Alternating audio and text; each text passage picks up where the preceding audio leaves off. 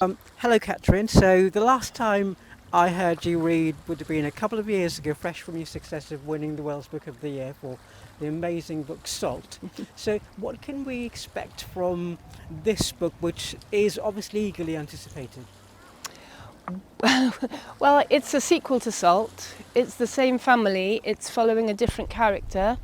It's following the character of Ellen's daughter-in-law, who marries Ellen and Samuel's son Louis. So it has a kind of different feel. It starts off in Ireland, and then she moves to Cardiff. But some of the same characters are still there. When I finished Salt, I felt I wasn't finished with that family, so I wanted to carry on living with them, and. I wanted to ask you about your writing process. Has it changed in a significant way from where you were as a writer in Salt and before to this new book? I don't think so. I'm kind of a little bit erratic. I spend a lot of time thinking, and I kind of think that I'm not really working, but of course you are working. It's all ticking over. And I think it was the same with Salt. And also, if you read this book, I write. I think I'm a short story writer at heart. I write very, very kind of short chapters, kind of beginning, middle, and end short chapters. And so I'm not sure it's changed. Maybe I've got a little bit fast. I'm not a fast writer, but maybe I've got a little bit faster because I've just got a bit more confidence. I think I used to be a bit more scared of putting the words to paper when I wrote Salt. Finally, the book launches this evening at the Penarth Yacht Club, and it's by Griffin Books, which is a wonderful independent bookseller in South Wales, which also, I think, won the Independent Bookseller of the Year last year. Yeah. Are you looking forward to your launch? I am really looking forward to my launch, and Mel Griffin is going to be talking to me. I'm also very nervous, so kind of, looking forward to it, but as well. Sea smoke.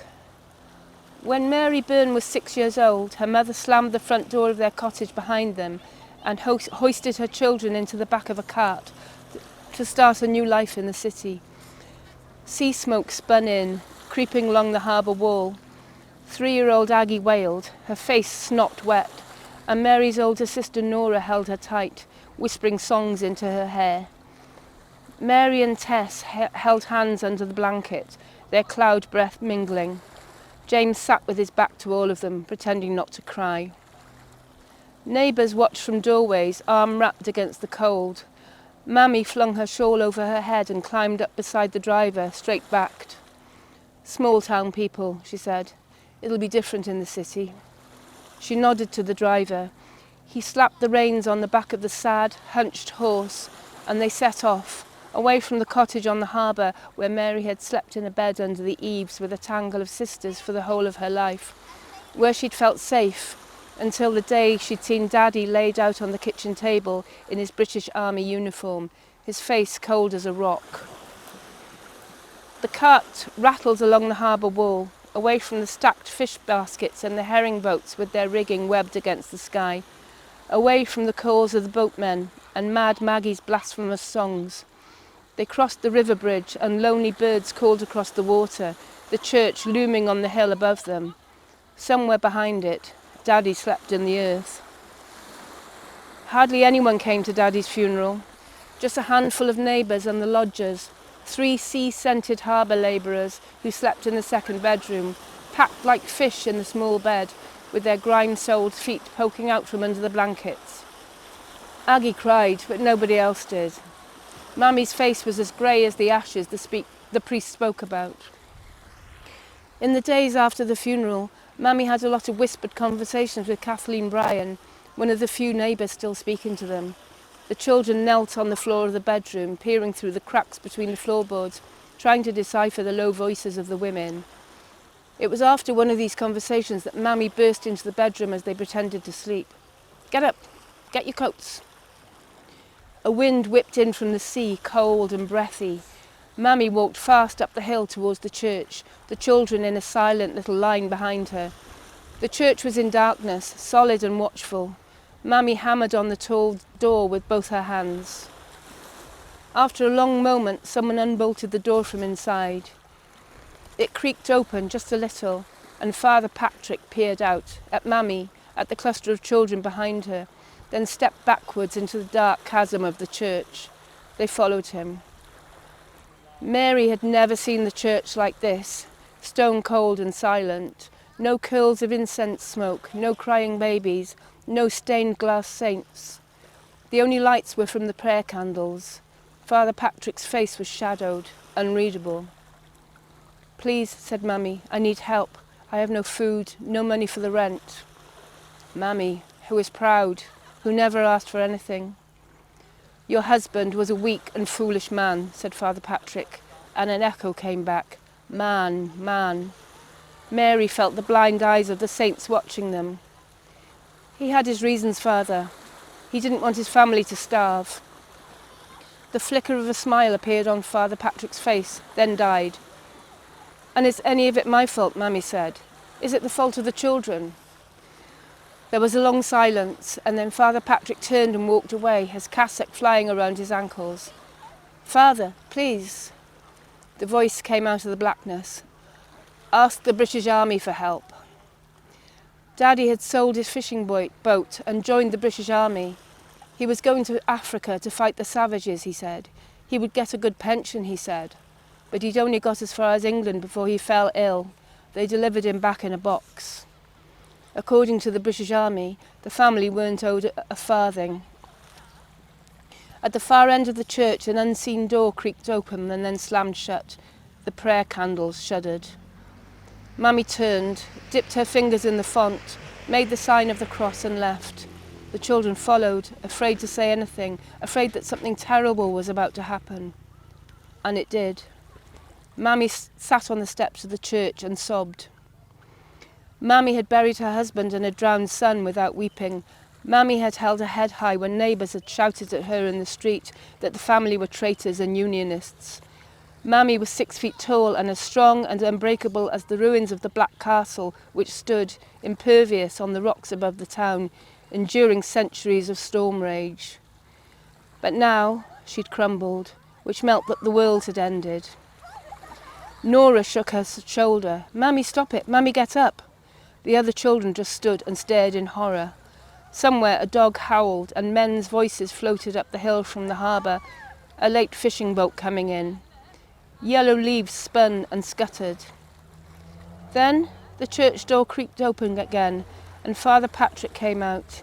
He handed Mammy a letter and without a word went back inside again. Mammy wiped her eyes with the back of her hand and read it. There was a long pause. Then she folded it, sniffed and stood up. "Let's go home." 3 days later they left, taken away by a rickety cart pulled by a bony old horse, away from the fish scent, from knees bloodied in rock scrambles, away from the pockets full of shells and the mermaid stories the sisters told one another, away from the sleep tangled bed and the shards of light between the floorboards as Mammy made lace late into the night. Away from the warm, smoke-crackled kitchen, away from the slap of the sea against the harbour wall and the seabirds keening, the song of their dreams. Away. Daddy's old dog, who'd been scavenging in the alleyways, appeared in the road in front of them. He moved aside to let the cart pass, sniffing the air, confused. Then he realised they were leaving him. He ran after them, biting at the wheels, barking into the fog. Mary put her hands over her ears and eventually he slowed, stood watching them go, and he and the cottage and everything were lost in the sea smoke. The days slide into one another, blurred as rain glass. She sleeps a lot, dreamless sleeps, helped by the mugs of warm brandy Ellen brings her. Louis and the baby have been moved out of the room. She misses the warm bone and smooth muscle of him, the midnight whisperings. The pink roses on the walls spin and twist and fall like leaves, and at the edge of the town the sea wails its winter warnings. Then one day she wakes with a jolt and realises that with all her nonsense she has not had her child christened, And what if she dies unbaptized? Then they will both be wicked creatures, and it will be all her fault. No one can enter the kingdom of God without being born of water and spirit. She waits until she's sure that the house is empty, and then she creeps downstairs, through the kitchen with its coal scent. The dog slaps his tail as she walks past him, but it doesn't move from his warm spot in front of the range. She goes into her lean-to and gets her lace-making basket. Enough is enough, Mary Jordan. You are making your child a christening shawl, a symbol of your maternal love and devotion. She still sleeps a lot, but when she's awake she twists and plaits and knots, weaving square after square of lace. It will be the most beautiful christening shawl you ever saw, she thinks, and when she's finished it, all will be well. As she works, she hears the comings and goings of the house, the coalmen's deliveries, voices rising and falling, footsteps on tiles, the chime of a clock, the creak of a step, the slam of a door. Sometimes she hears the shrill cry of her daughter. And on she works, and on, the lacing of the thread quieting her mind. When she sleeps now, she's started dreaming again, but the dreams leave her disturbed, digging into the earth and finding Mother Superior's teeth lying in tiny coffins, a child skipping in a graveyard, her mouth open in an awful smile, a church with a crack bolting down it like lightning. She's floating, just under the water, her seaweed hair streaming all around her.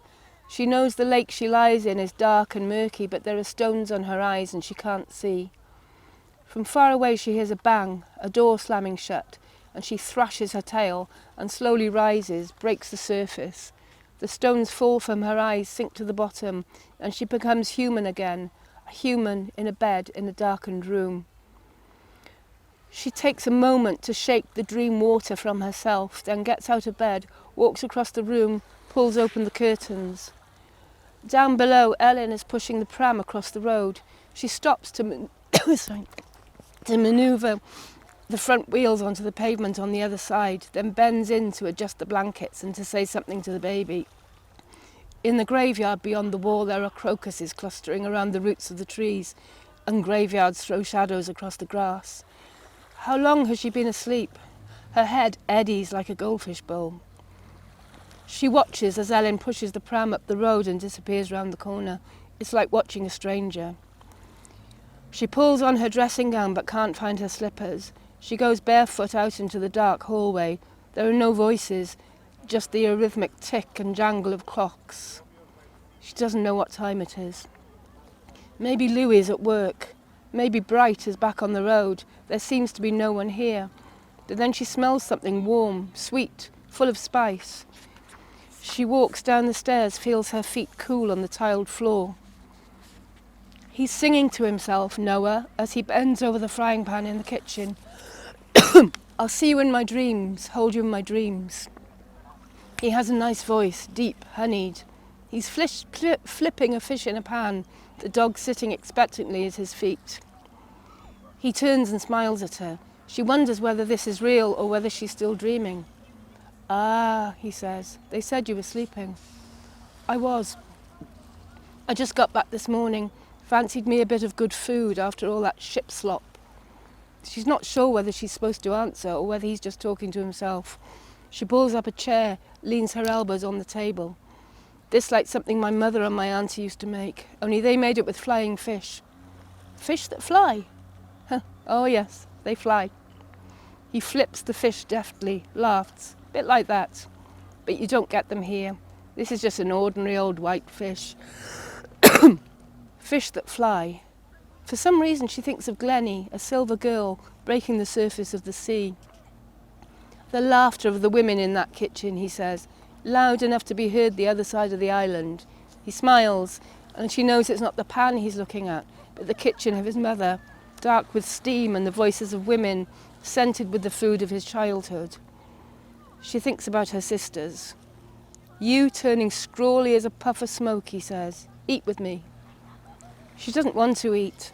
Lately everything she's put in her mouth has tasted like watery gruel, like the food in that place. But she fetches plates and forks and lays 2 places on the table and sits down. He serves her fried fish and beans. You can't get all the ingredients here, says Noah. Got to make do. You can't send the boy out to pick you a coconut or a breadfruit or a Christophine. And I do miss me a mango. She takes a small forkful of food and tastes warmth and spice. It tastes of Noah's memories. It's good, she says. They say you've not been well. I just needed to rest. Samuel used to suffer from the melancholy, Noah says. She looks at the photograph of the black man on the mantelpiece. He doesn't look melancholic.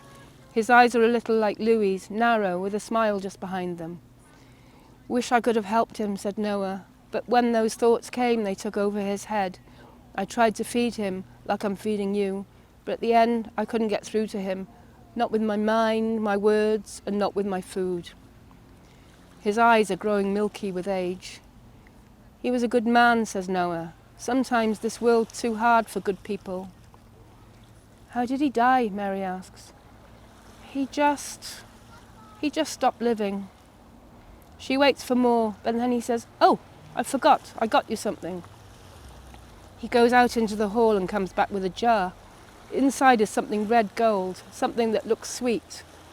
Guava jelly, he says, and nods, indicating for her to open it. My mother used to make it. Got to buy it now, where I can find it. She twists off the top and smells the jelly, fragrant and far away. She dips a finger in and sucks at its sweetness. Thank you.